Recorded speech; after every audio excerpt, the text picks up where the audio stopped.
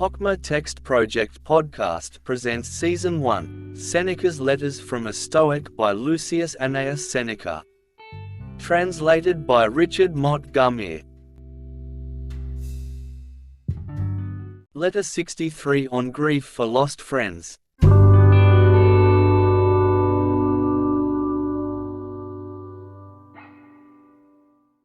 I am grieved to hear that your friend Flaccus is dead, but I would not have you sorrow more than is fitting.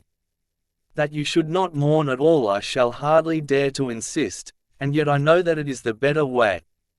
But what man will ever be so blessed with that ideal steadfastness of soul, unless he has already risen far above the reach of fortune? Even such a man will be stung by an event like this, but it will be only a sting.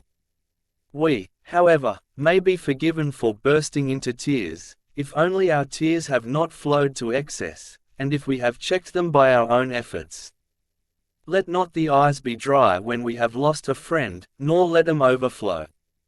We may weep, but we must not wail.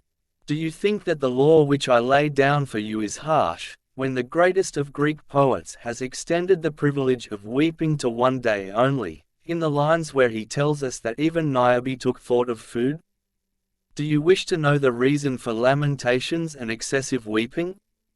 It is because we seek the proofs of our bereavement in our tears, and do not give way to sorrow, but merely parade it. No man goes into mourning for his own sake. Shame on our ill-timed folly. There is an element of self-seeking even in our sorrow. What, you say, am I to forget my friend? It is surely a short-lived memory that you vouchsafe to him, if it is to endure only as long as your grief.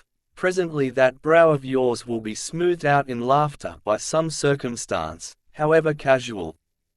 It is to a time no more distant than this that I put off the soothing of every regret, the quieting of even the bitterest grief. As soon as you cease to observe yourself, the picture of sorrow which you have contemplated will fade away.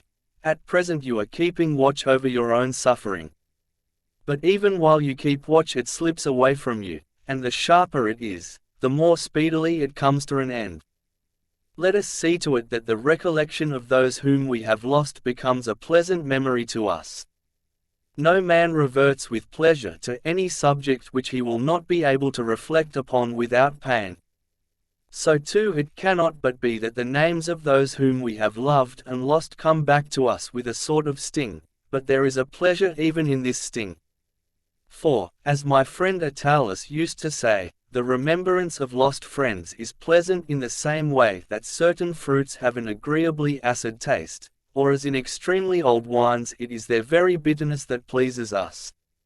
Indeed, after a certain lapse of time, every thought that gave pain is quenched, and the pleasure comes to us unalloyed.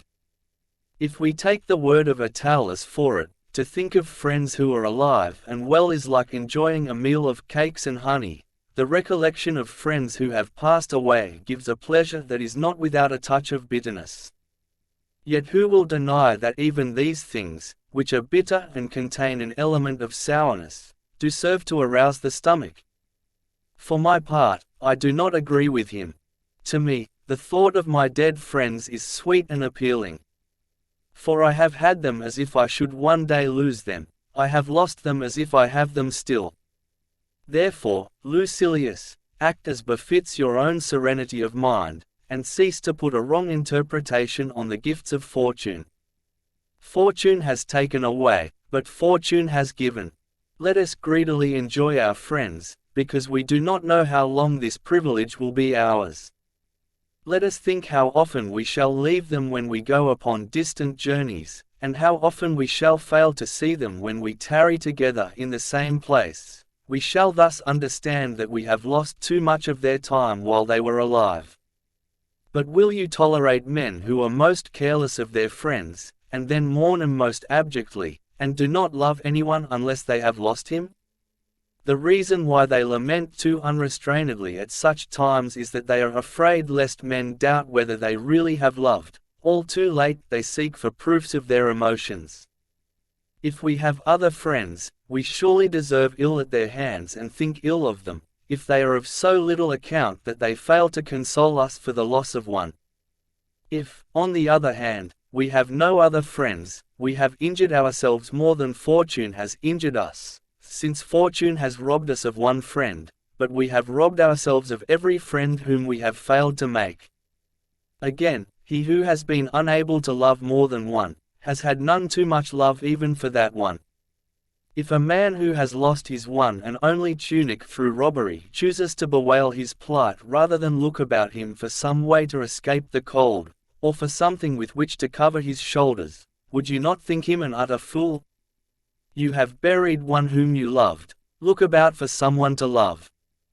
It is better to replace your friend than to weep for him.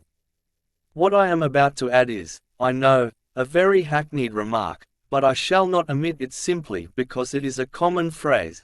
A man ends his grief by the mere passing of time, even if he has not ended it of his own accord. But the most shameful cure for sorrow, in the case of a sensible man, is to grow weary of sorrowing. I should prefer you to abandon grief, rather than have grief abandon you, and you should stop grieving as soon as possible, since, even if you wish to do so, it is impossible to keep it up for a long time. Our forefathers have enacted that, in the case of women, a year should be the limit for mourning, not that they needed to mourn for so long, but that they should mourn no longer. In the case of men, no rules are laid down, because to mourn at all is not regarded as honorable. For all that, what woman can you show me, of all the pathetic females that could scarcely be dragged away from the funeral pile or torn from the corpse, whose tears have lasted a whole month?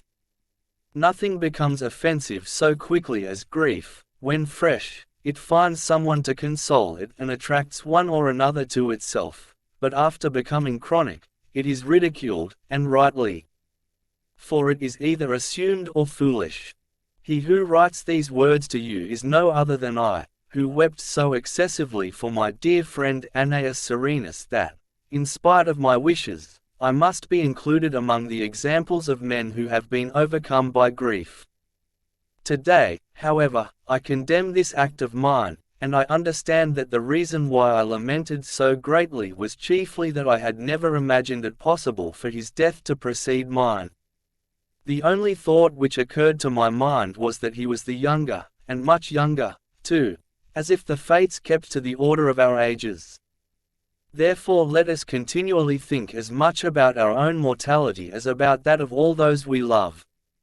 In former days I ought to have said, my friend Serenus is younger than I, but what does that matter? He would naturally die after me, but he may precede me. It was just because I did not do this that I was unprepared when fortune dealt me the sudden blow. Now is the time for you to reflect, not only that all things are mortal, but also that their mortality is subject to no fixed law. Whatever can happen at any time can happen today. Let us therefore reflect, my beloved Lucilius, that we shall soon come to the goal which this friend, to our own sorrow, has reached. And perhaps, if only the tale told by wise men is true and there is a bourne to welcome us, then he whom we think we have lost has only been sent on ahead. Farewell.